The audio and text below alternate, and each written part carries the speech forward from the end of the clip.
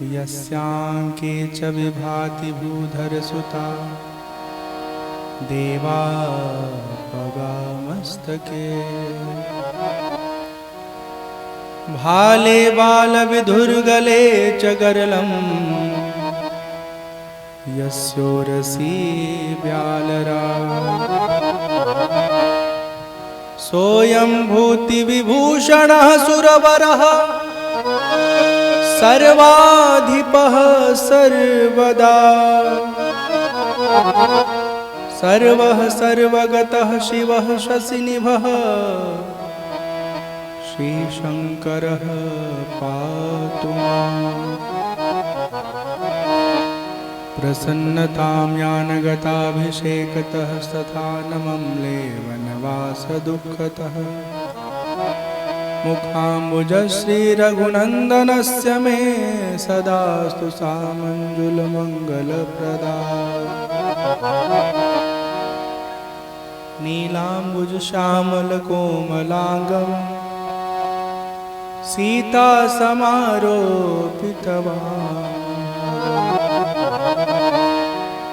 आडौ महासायकचारुचापं नमामि रामं रघुवंशनाथं नमामि रामं रघुवंशनाथं।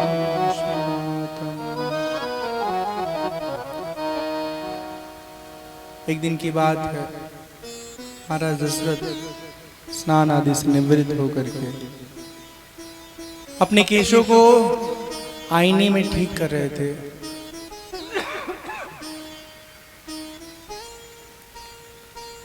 उन्होंने देखा कि कुछ बाल पक गए हैं। कुछ क्या मतलब अधिकतर बाल पक गए थे, कुछ बाल केवल काले काले रह गए थे। उन्होंने विचार किया कि अब समय आ गया है कि अपने पुत्र को राज्य की जिम्मेदारी सौंप करके राजगद्दी पर आसीन करके हम स्वयं जप तप करें, साधन सुमिरन करें, अपने गुरुदेव के पास जाकर के वशिष्ठ जी से अपने मन की बात कहते हैं। गुरुदेव बहुत प्रसन्न होते हैं, वो अपनी अनुमति देते हैं कि इस कार्य में जितना शीघ्रता करेंगे उतना ही अच्छा होगा।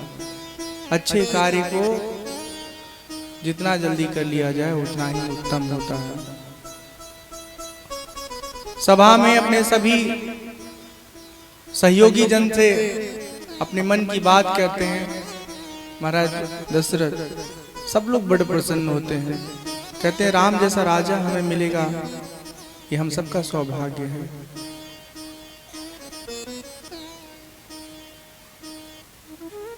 अविलंब अगले दिन ही राज तिलक की तैयारी आरंभ हो जाती है। अयोध्या को सजाया जाता है, संवारा जाता है, सुंदर बनाया जाता है।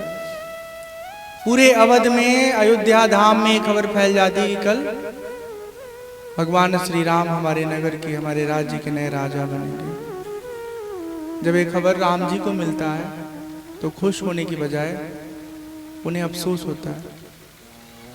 हम चार भाई एक साथ जन्म लिए, एक साथ खेले कूदे, एक साथ हमारा उपनयन हुआ, एक साथ गुरुकुल में गए, एक ही मंडप में एक साथ विवाह हुआ। फिर हम में से कोई एक राजा बनेगा और बाकी राजा नहीं बन पाएंगे। ये बहुत ही दुखद है। कितना अच्छा होता हम चारों राजा बनते, चारों मिल करके अपने राज्य का संचालन करते।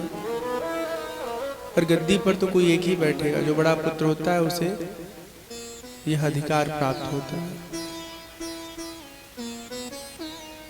देवताओं को जब मालूम चलता है कि भगवान राम का राजतिलक होने जा रहा है तो खलबली मच जाती है। वो सब आपातकाल बैठक बुलाते हैं और विचार विमर्श होता है कि किसी तरह से भी राम जी का राजतिलक नहीं होने देना है।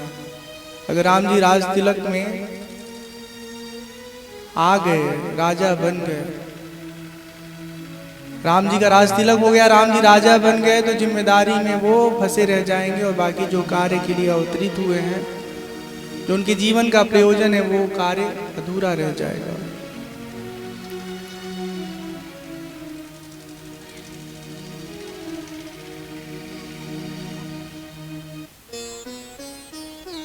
सब देवता सरस्वती जी से निवेदन करते हैं सरस्वती मैया कहती है ये कार्य हम नहीं करेंगे। इतना सुंदर जीवन उनका है, आप चाहते हो कि मेरी वजह से उनको वनवास हो जाए। देवता उन्हें मनाते हैं, कहते हैं जब वो वन में जाएंगे तो संत महात्माओं को दर्शन देंगे, दुष्टों का संहार करेंगे, अधर्म का नाश करेंगे। इसलिए हे सरस्वती जी आप इस कार्य में मदद करिए कि किसी भी प्रकार से कोई युक्ति निकालिए ताकि राम जी का राज तिलक न हो। सरस्वती जी देवलोक से चलती हैं, अयोध्या के नवमंडल में आ करके अयोध्या को देखती हैं, अयोध्या के लोगों को देखती हैं। एक भी कोई ऐसा व्यक्ति नहीं मिलता जिसके मन में कलुष हो, दोष हो। बस मंथरा ऐसी दिखती है जिसके मन में दोष है। उसके बुद्धि को आश्रय बना के सरस्वती जी कैकेयी की बुद्धि बदलने की क्रिया आरंभ करती है। मंथरा जो है कैकेयी को समझाने लगती है, कल राम का राज तिलक होगा, तुम्हारा पुत्र कहाँ है? तुम्हें अपने पुत्र की फिक्र नहीं है? मैं चाहती हूं कि तुम्हारा पुत्र भरत अयोध्या की राजगद्दी पर आसीन हो। कैकेयी बहुत डांटती है, कहती है ये तो हमारे परिवार की रीति है, जो घर का बड़ा बेटा होता है वो राजा बनता है, और हमारे लिए राम हो, भरत हो, लक्ष्मण हो, शत्रुघ्न हो, सब बराबर है। मंथरा कैकेयी को इस प्रकार से समझाती है कि कैकेयी की बुद्धि बदल जाती है।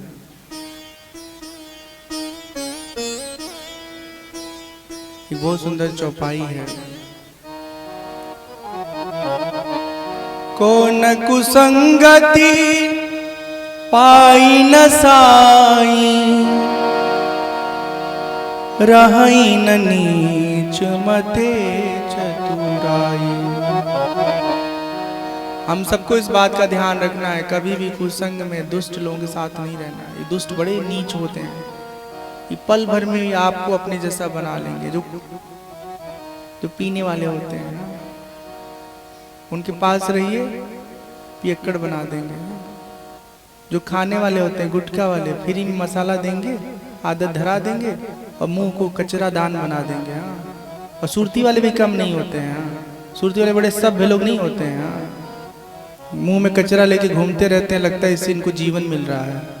इतना दुनिया में सुंदर सुंदर पकवान है, मिठाई है, रसगुल्ला है, काजू है, किशमिश है, वह मुंह में रखिए।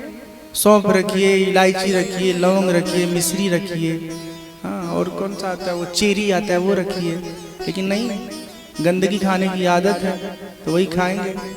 हाँ, सबकी बात कर रहा हूँ, हाँ, सबके लिए बोल रहा हूँ। जब समय आएगा तो डांट तो खाना ही पड़ेगा, चाहे जो हो। हमको एकदम नहीं पसंद है कि हमारे आसपास कोई पियक्कड़ हो, कोई खैनी गुटखा खाने वाला हो। कभी बड़ी मजबूरी में हम ऐसी जगह रहते हैं तो घुट घुट के रहते हैं। अगर आपकी बुराई छूट नहीं रही है तो उसको घर में मत लाइए, बाहर पीजिए, नाली में गिरिए, मरिए, बर्बाद हो जाइए। हाँ, लेकिन घर में मत लाइए। छोट छोट बेटी देखेगी, बेटा देखेगा हमारा बाप इतना बड़ा पियक्कड़ बा, हाँ, ओके, कितना बुरा लगेगा। पी के वहीं बहरे खेते में जाके सूती रहा। हाँ, वैसे भी पियले के बाद मच्छर उच्छर कट ले, कुछ असर बोला नहीं। हाँ, आई कई बार वीडियो देखा था, सुतल बाटे पी के, कुकुर जो है मुंह चाटा था, छोटे छोटे। ठीक है, हाँ, कुसंग से बचना होता है। कुसंग का ये स्थूल रूप है, सूक्ष्म रूप में भी कुसंग हमको बहुत परेशान करता है। इसलिए जितना बच सकते हैं बचिए। देखिए कैकेयी की क्या हालत हुई, मंथरा के बहकाव में आ गई है।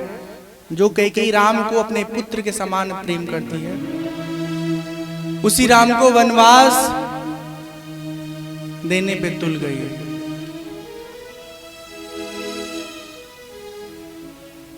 मंथरा सबको समझा देती, कैकेयी कोप भवन में चली जाती है।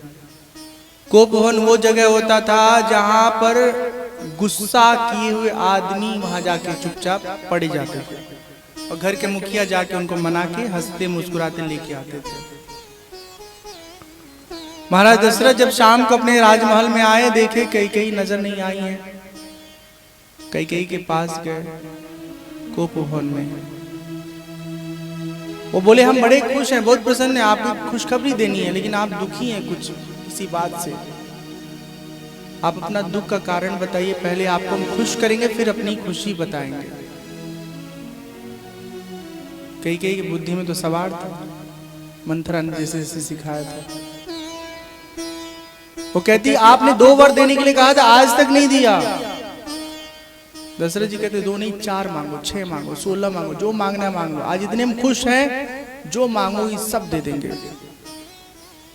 और हम पे आरोप मत लगाओ कि हम झूठे हैं। झूठे हो हम ही दोष जन देहूं, दुई के चारी मांगी मकुले हूँ। झूठे हो हम दोष जन देहूं, दुई के चारी मांगी मकुले हूँ।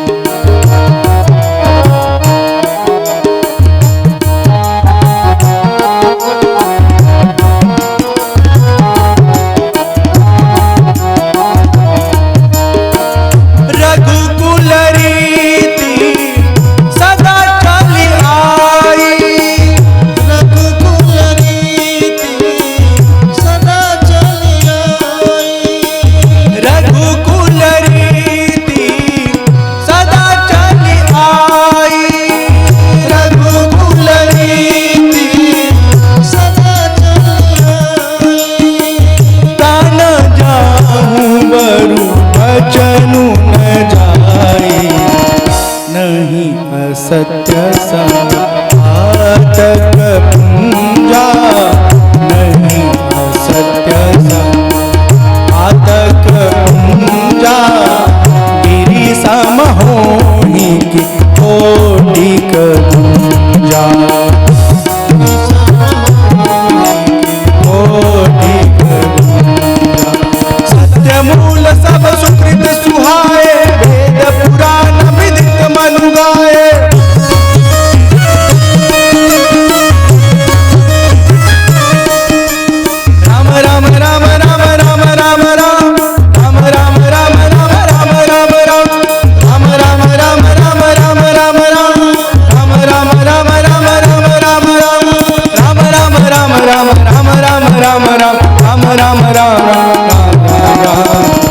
जय सिया राम, जय जय सिया राम, जय सिया राम, जय सिया राम। बहुत ध्यान से सुनिएगा। दशरथ जी कहते हैं हमें दोषी मत बनाओ। हमारे परिवार कुल की ये रीति है कि हम कभी झूठे नहीं होते, हम जो कहते हैं वो करते हैं। हाँ। उसका कारण क्या है? नहीं असत्य सम पातक पुंजा। झूठ से बड़ा पाप का पुंज दूसरा कुछ नहीं है। थोड़ा मोड़ा नहीं, कई कुंटल समझ लीजिए। इतना पाप होता है झूठ बोलना। और सत्य मूल सब सुकृत सुहाए। जो सत्य बोलने वाले होते हैं ना, सिर्फ सत्य बोलने के कारण, उनके सत्य बोलने से उनको ढेर सारा पुण्य प्राप्त होता है। बेवजह अनावश्यक झूठ नहीं बोलना चाहिए।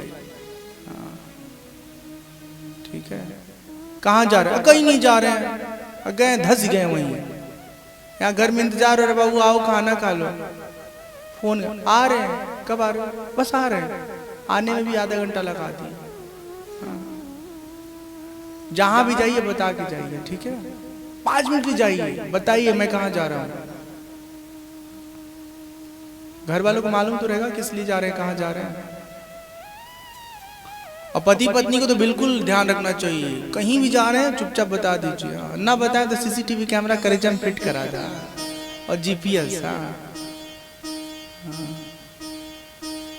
अपने आप पता चलिए, टू टू टू टू बताता रहेगा।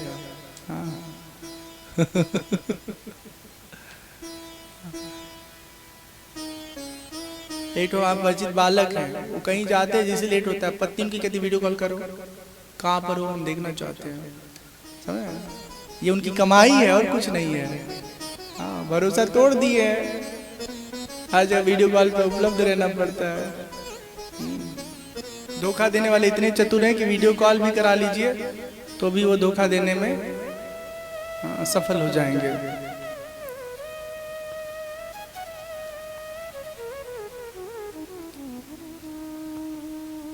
दशरथ जी कहते हैं हमें दोष मत दो, जो चाहिए मांग लो। पर जो हम बताए हैं इससे सीख ही लीजिएगा कि जीवन में झूठ बोलना बंद कर देना है, एकदम बंद कर देना है। किसी दूसरे को हम धोखा नहीं देते हैं, हम खुद को धोखा देते हैं और परमात्मा को धोखा देते हैं। और सच्चाई है कि परमात्मा को धोखा देने में कोई भी समर्थ नहीं है, उनको सब मालूम है। करेजम बैठ के हाँ सब देख रहे हैं, और फिर खुद को भी क्यों धोखा देना है, दूसरे को भी नहीं देना। कई कई कहती है सुनहु प्राण प्रिया भावत जी का,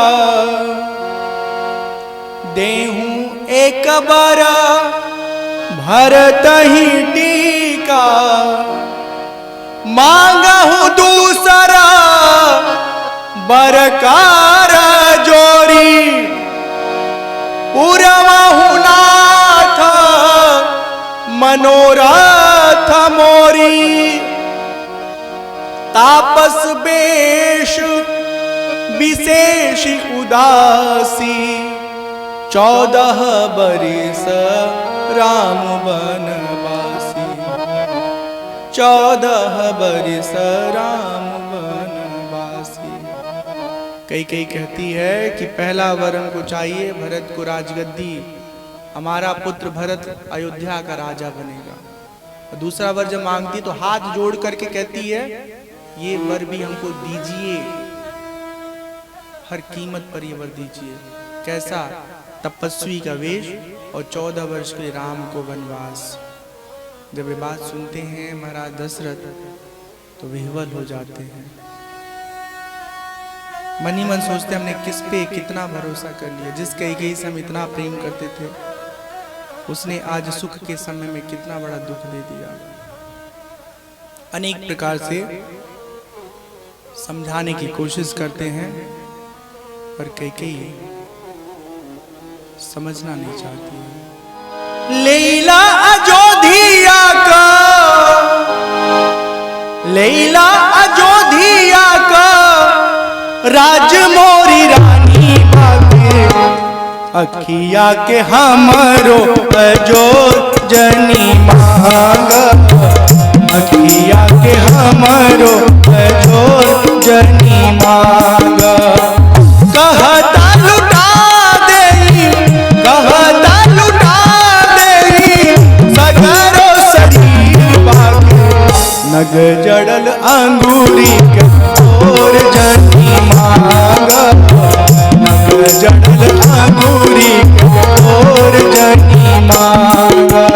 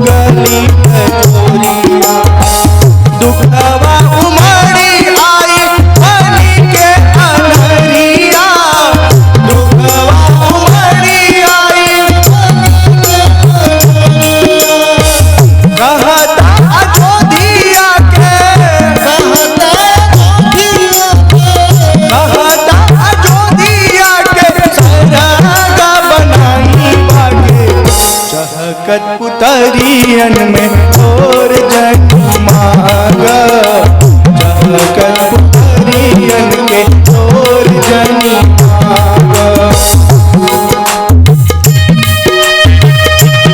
समझ में आ रहा है?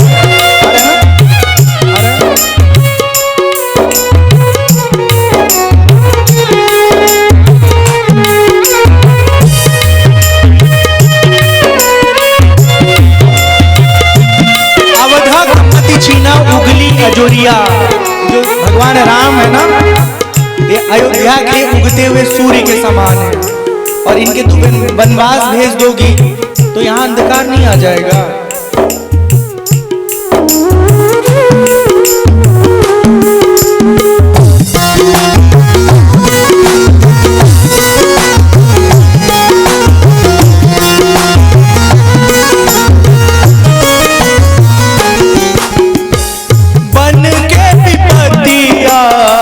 कैसे सहाय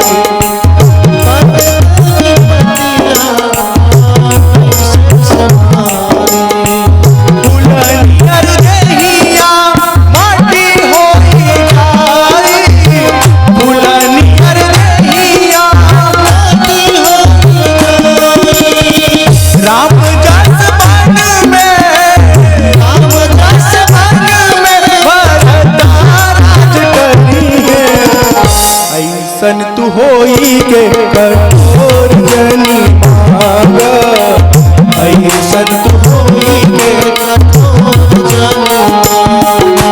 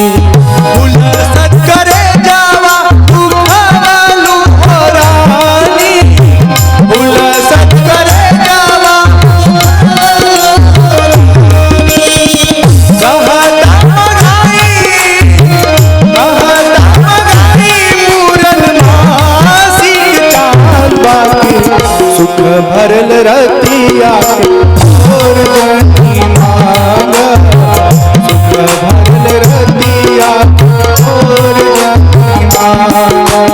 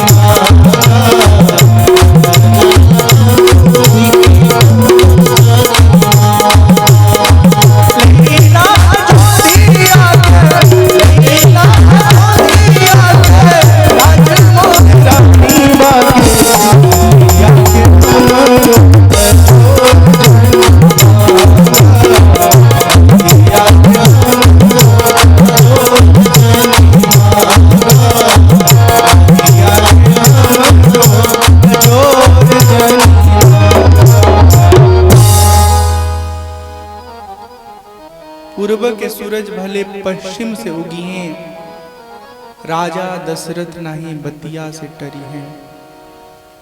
जिए के बा प्रेमी अबहिन बरिश हजार, बहुत जियल चाहत हैं, लेकिन हमारी जिंदगिया के छोर जनी मांगा।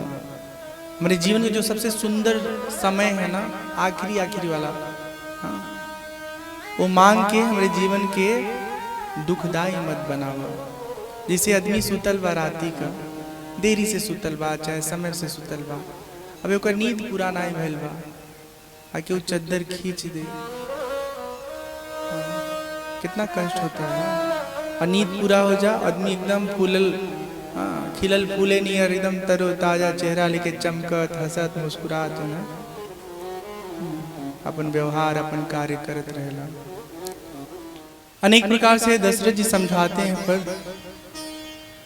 कई मानती नहीं है। दशरथ जी की स्थिति ऐसी हुई जैसे बिना पंख के एक परिंदे का हाल होता है। हर दिन ब्रह्मवेला में नित्य क्रिया से निवृत्त होके, शौच आदि स्नान आदि से निवृत्त होके अपने नगर वासियों से महाराज मिलते हैं। जब आज नहीं मिले हैं तो सब लोग बड़े चिंतित हुए हैं। सुमंत्र जी पता किए हैं, जब मालूम चला है तो तुरंत आए हैं, देखें कैकेयी से पूछें, कैकेयी कुछ बताई नहीं, बस इतना कही राम राम राम राम रट रहे हैं। आप राम को ले आइए, शायद इनका दुख दूर हो जाए। सुमंत्र जी जाते हैं, राम जी को बताते हैं, राम जी तुरंत भागे भागे आते हैं।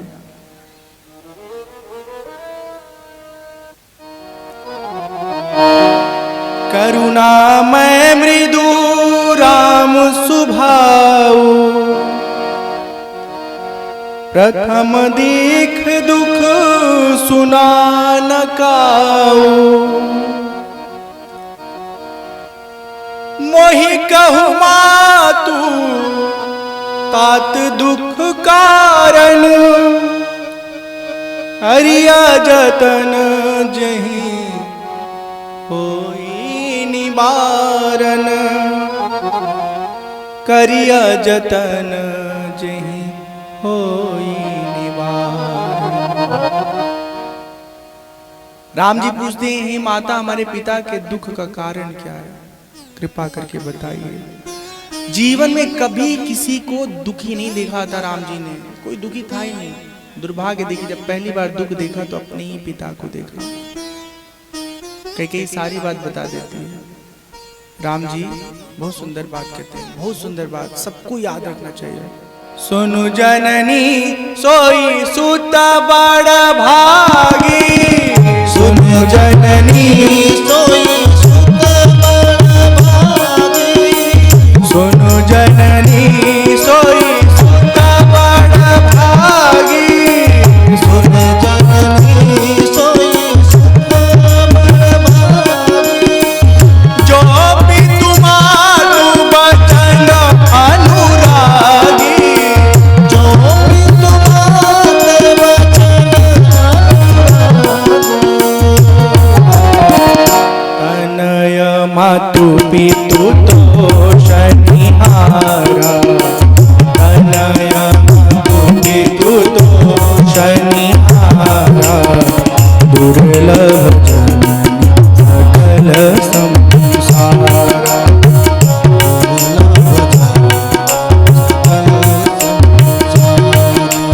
धन्य जन्म जगती दलदासु, धन्य जन्म जगती दलदासु।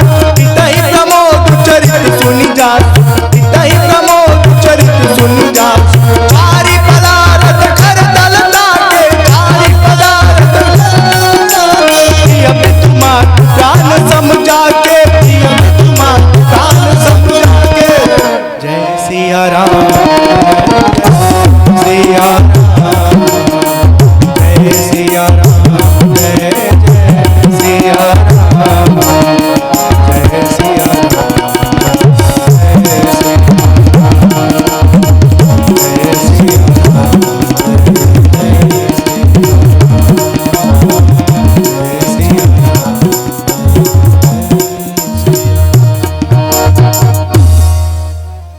भगवान राम कहते हैं, हे माता, वह पुत्र बहुत भाग्यशाली है जो अपने माता पिता के वचनों को पूरा करता है, उनके आज्ञा से प्रेम करता है। और जो पुत्र अपने माता पिता के सुख का कारण बनता है ना, सुख का हेतु बनता है, सुख का जरिया बनता है, उस पुत्र को संसार में कुछ भी दुर्लभ नहीं रहता, सब सुलभ हो जाता है। हाँ। अरे माई ना कैसे कैसे पलले वाला लइका के, नीच लइका लोग भुला जाला लोग। जब हित्ती मुखी रहले लइका, तब से लेके 18 साल तक बना दिया। ओके बाद दुल्हन अली तो लेके फुर हो गए बम्बई बैंगलोर गुजरात।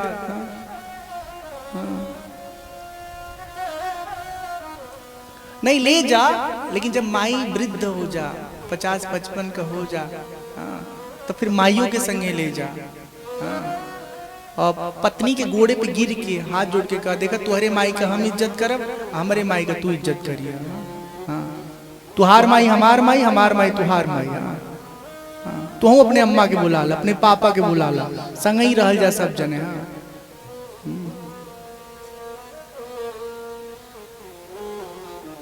5 बज गए कल से, कोई बोला 5 बज गया,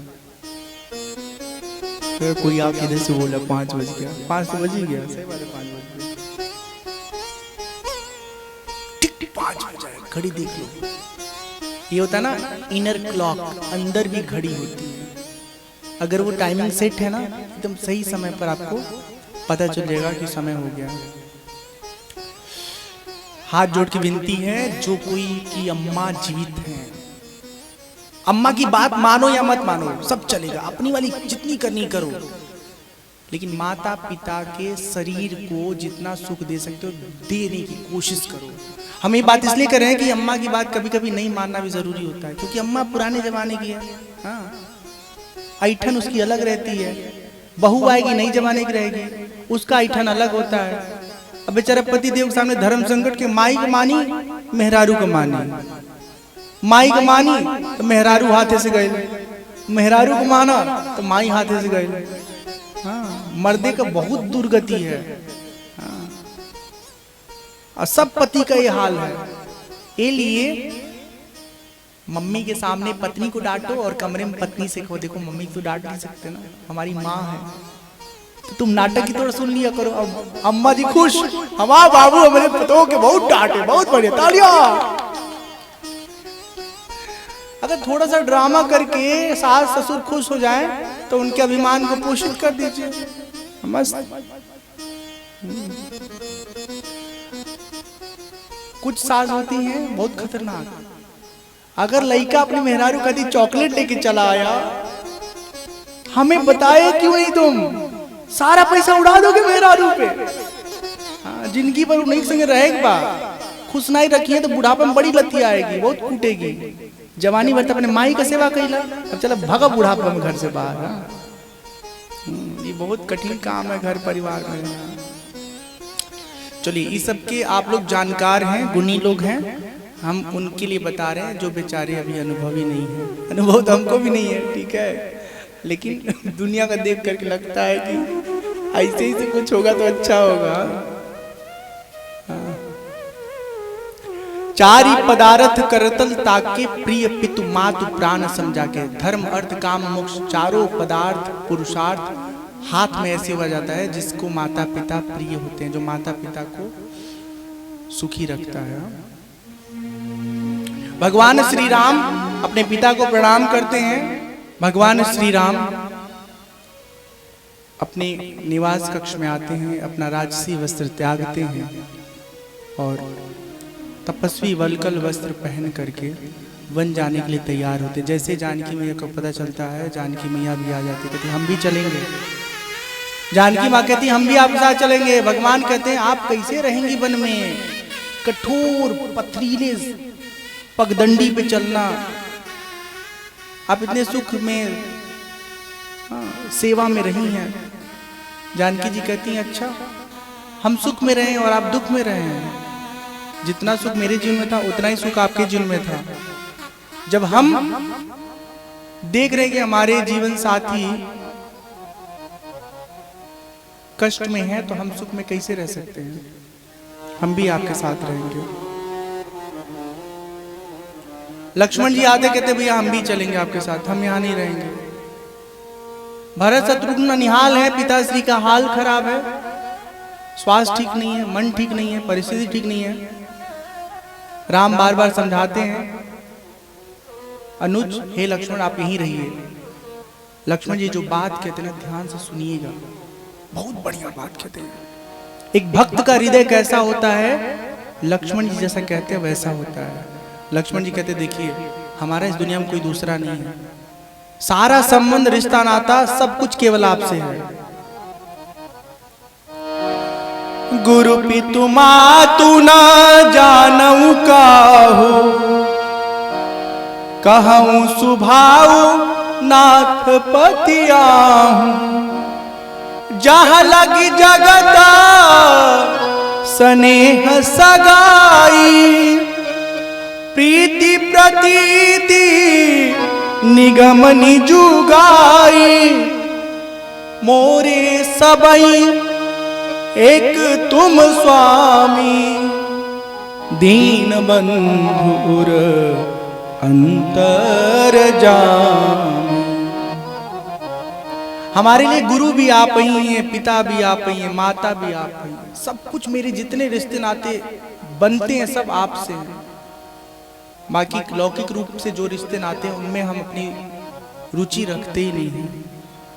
और आप तो मेरे अंतर्यामी हैं, आपसे झूठ बोलें तो आपके हाथ में फैसला है। यदि हम सच बोल रहे हैं तो हमें अपने साथ ले चलिए, हमें छोड़िए मत।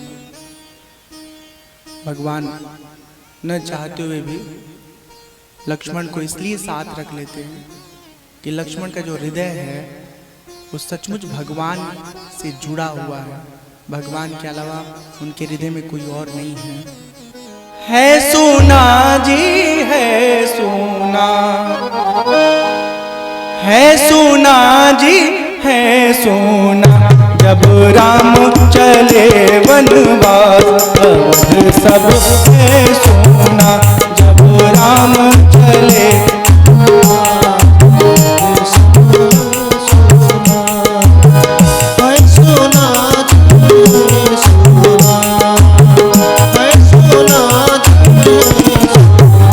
जब राम चले वनवास, सब है सोना। जब राम चले वनवास, सब है सोना।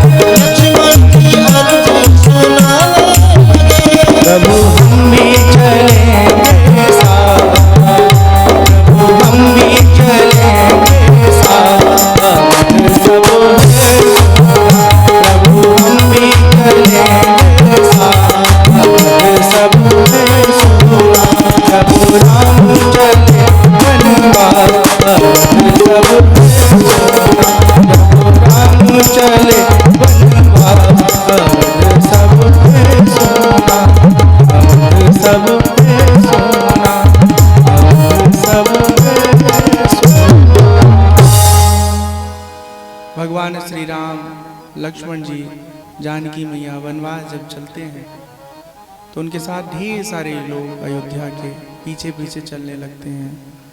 चलते चलते संध्या काल में तमसा नदी के किनारे पहुंच जाते हैं। सब लोग वहां रात्रि विश्राम करते हैं। राम जी रात में ही सुमंत्र जी से कहते हैं, सुमंत्र जी आप रथ लेके आए हैं ना, तो एक कार्य करिए, रथ को इस प्रकार से लेके चलिए कि उसके पहिए का चिन्ह किसी को पकड़ में ना आए। आड़ा तिरछा करके सुमंत्र जी, सब लोग सोए हैं और राम जी लक्ष्मण जानकी मैया को इतना दूर लेके चले गए हैं कि उसी रात में वो श्रृंगवेरपुर पहुंच गए हैं। यहाँ जब सुबह जगे हैं लोग तो खोजे हैं चारों तरफ राम जी को, लक्ष्मण जी को, जानकी जी को।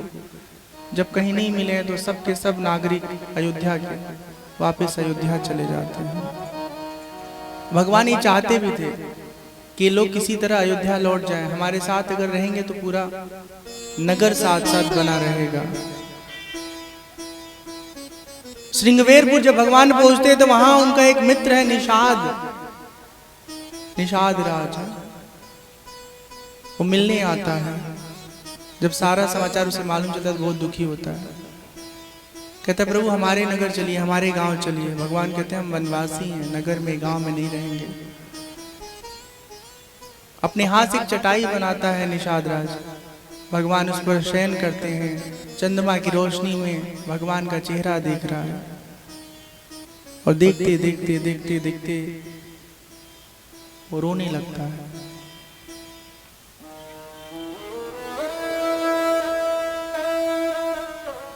लक्ष्मण जी निषाद को रोते हुए देखते हैं,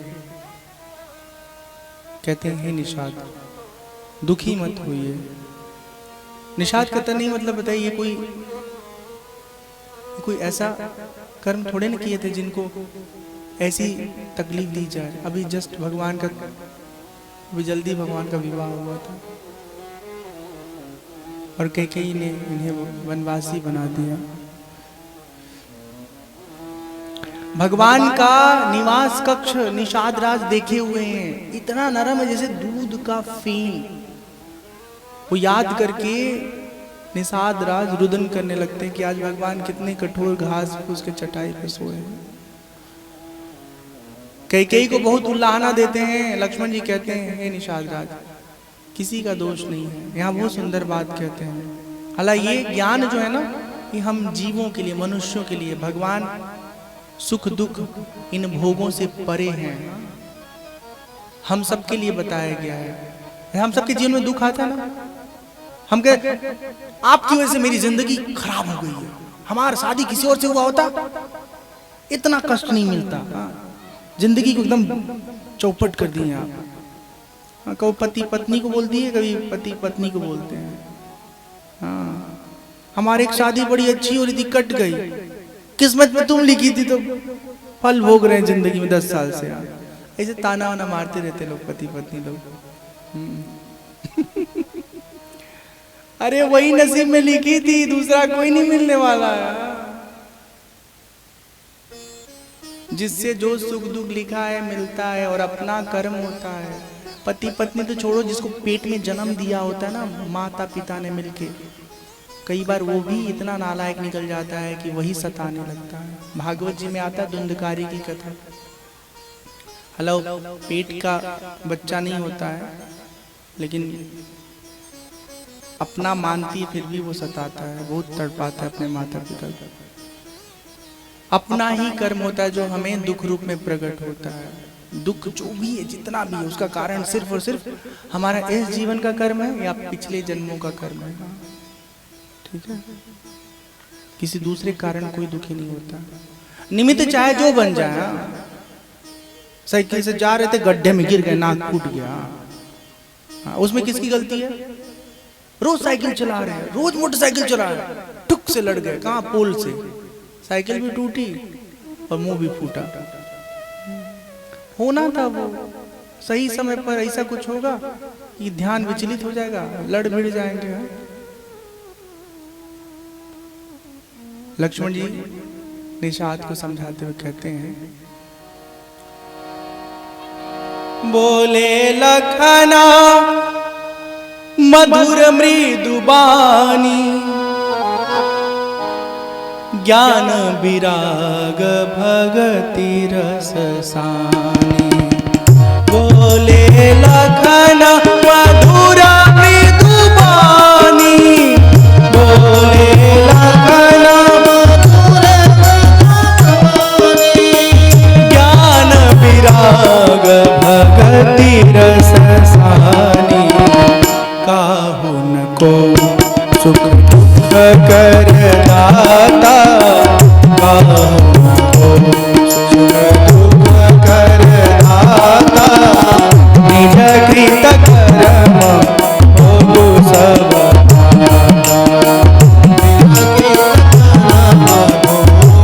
सब। जोग वियोग भोग भल मंदा, अनहित मध्यम भ्रम मंदा।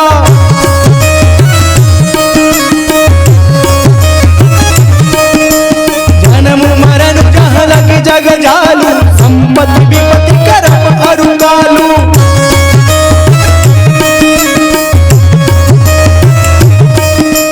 हर धाम धनुपुर परिवारू, सरगु नरक जहलग व्यवहारू।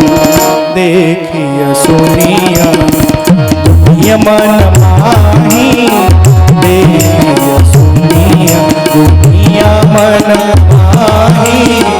मोहमूल परमार सपने होई भिखारी नृपा, रंगुनागपति होई। सपने होई भिखारी रंगुनागपति होई। जागे लाभ हानि कछु, इन प्रपंच जिय जो। जय सिया राम, जय सिया राम, जय सिया राम, जय सिया राम, जय सिया राम, जय सिया राम।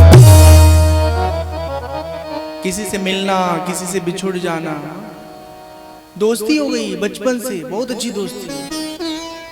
हाँ 10-15 साल अच्छा रहा, फिर दुश्मनी हो गई, या दुश्मनी नहीं हुई तो दोस्त मुंह फुला के इधर उधर चली गई, चला गया। हम बहुत कोशिश की समझा दे, जो गलत फहमी होगी उसको दूर कर दे, नहीं दूर हुआ। एक बात बता रहे हैं, जब कभी कोई गलत फहमी आ जाए, हम दूर करना चाहें ना कर पाए तो बहुत परेशान मत हुई, समय पे छोड़ दीजिए, जब दूर होना वो हो जाएगा। पूरे अयोध्या के भीतर लोगों को ये गलत फहमी था कि राम जी के वनवास का कारण कौन है? भरत जी। लेकिन भरत जी को तो कुछ मालूम ही नहीं था।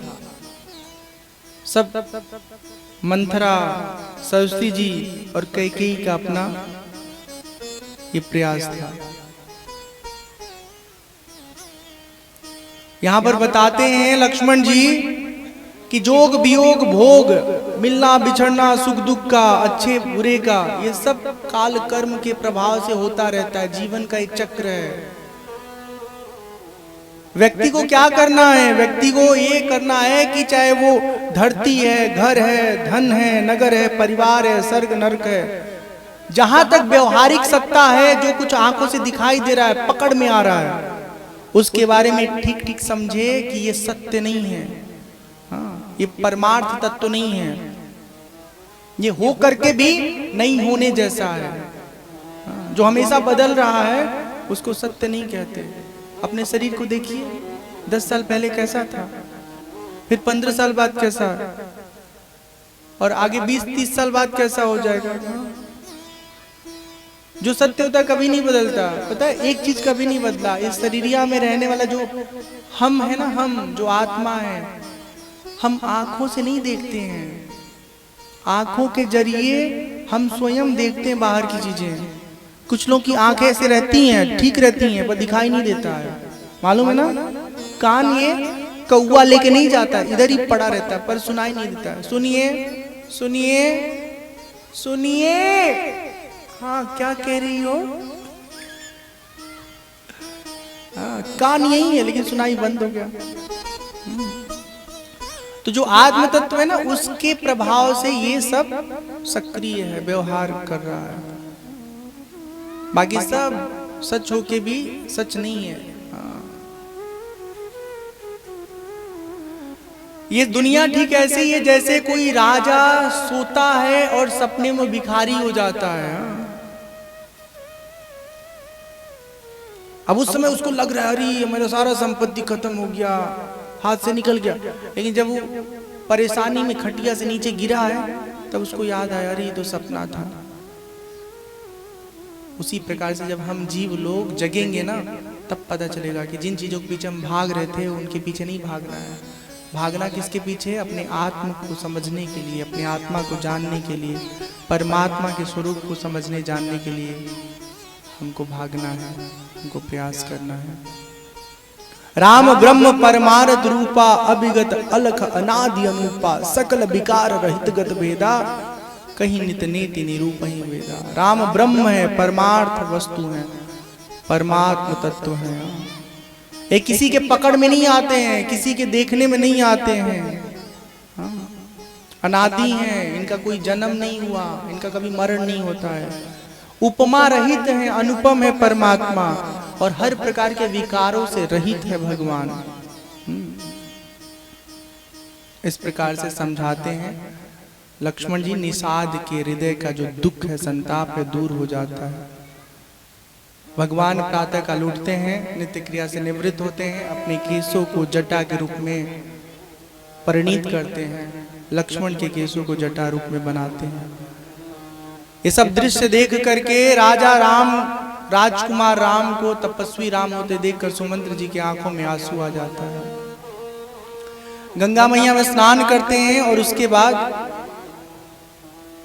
निषाद राज से कहते हैं कि एक नाव मंगाइए ताकि हम इस पार से उस पार जाएं। नाविक आता है, भगवान कहते हैं हमको इस पार से उस पार ले चलो। कहता नहीं ले जाएंगे, पहले आपके चरणों को अच्छे से धुलेंगे। हमने सुना है आपके चरण की धूली लग जाने से पत्थर भी स्त्री बन जाती है। हमारे एक ठो नैया है, घर में एक ठो मेहरारू है, पत्नी।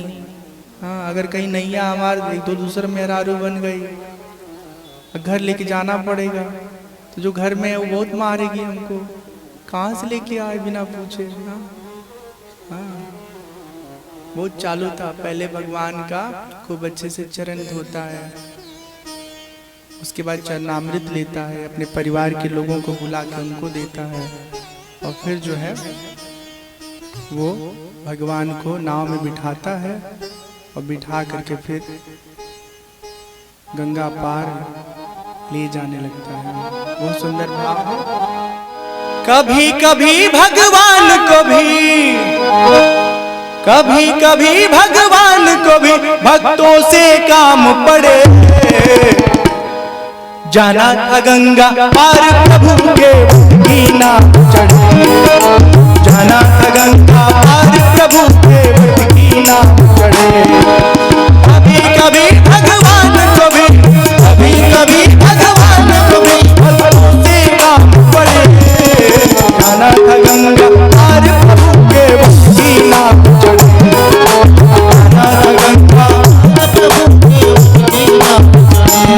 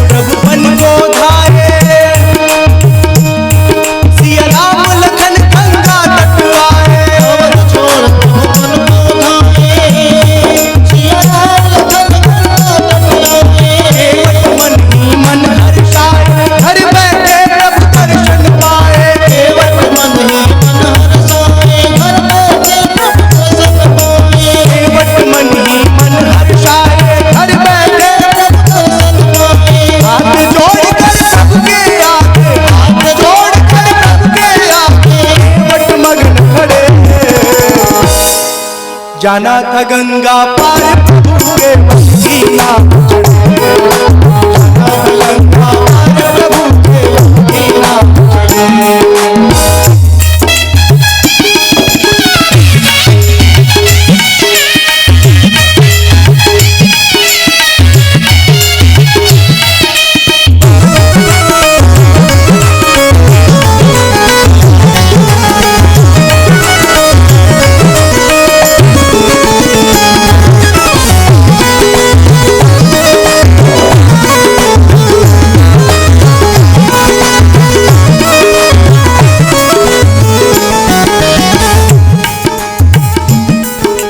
प्रभु बोले तुम नाव चलाओ पार हमें केवट पहुँचाओ, बोले तुम नाव चलाओ पार हमें केवट पहुँचाओ। केवट कहता सुनो हमारी चरण धूल की माया भारी, केवट कहता सुनो हमारी चरण धूल की माया भारी। गरीब नैया मेरी, मैं गरीब नैया मेरी, नारी न हो पड़े, जाना था गंगा पार प्रभु के बस की नाव चढ़े, जाना था गंगा पार प्रभु के बस की नाव चढ़े।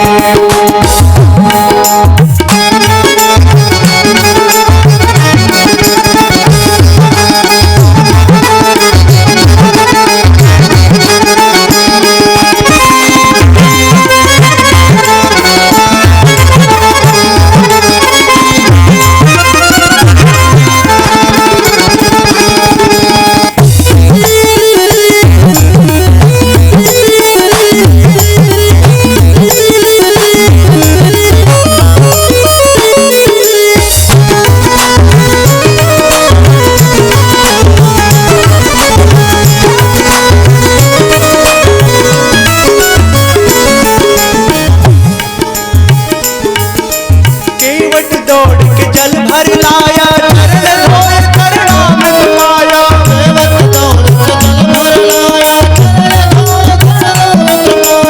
केवट दौड़ के जल भर लाया, चरण धोए चरणामृत पाया। केवट दौड़ के जल भर लाया, चरण धोए चरणामृत पाया।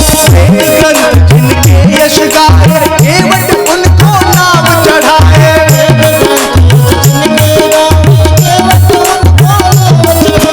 बरसे फूल गगन से ऐसे, बरसे फूल गगन से ऐसे, भक्त के भाग बढ़े, जाना था गंगा पार प्रभु के बस की नाव चढ़े, जाना था गंगा पार प्रभु के बस की नाव चढ़े।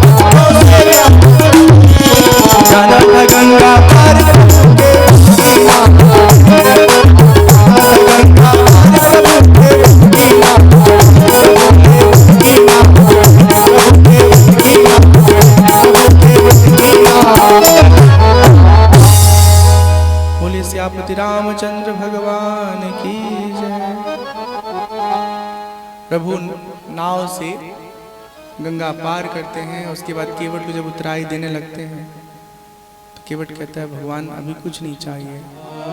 फिरती बार मोहि जो देवा सो प्रसादु मैं सिर धरि लेवा। हे भगवान जब आप वापस आएंगे ना जो कुछ देंगे हम रख लेंगे, पर अभी आपसे कुछ नहीं चाहिए। भगवान नाव से उतर करके गंगा जी में स्नान करते हैं, पार्थिव पूजन करते हैं।